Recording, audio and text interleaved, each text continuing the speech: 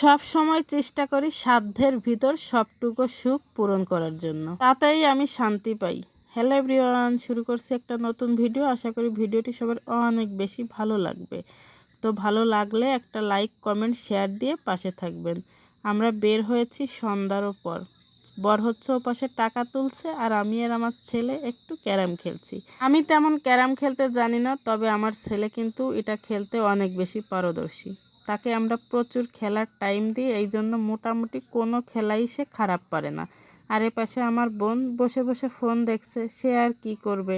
যাই হোক, আমরা অবশেষে রওনা হয়ে গেলাম। আমার বর সাহেবের টাকা তোলা শেষ।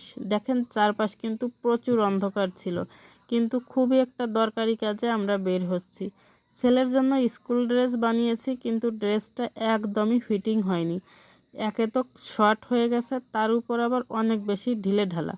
তো যে কাপড়ের হচ্ছে স্কুল ড্রেস, ওইটা আমরা আর এখানে পেলাম না, তাই হচ্ছে এই যে খাবারের দোকানে চলে এসেছি। বাইরে এসে টুকটাক একটু না খেলে ভালো লাগে না, তখন যেমন পারি তখন ঠিক তেমনই খাই।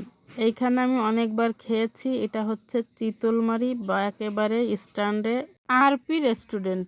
এমন কোনো আইটেম নেই যা এখানে পাওয়া যায় না, আর প্রত্যেকটা খাবার এত বেশি মজার।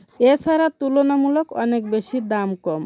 তো যাই হোক, দাম কমের জন্য আসি না, খাবারটা এত বেশি ভালো, যার কারণে বারবারই আমরা এখানে খেতে আসি।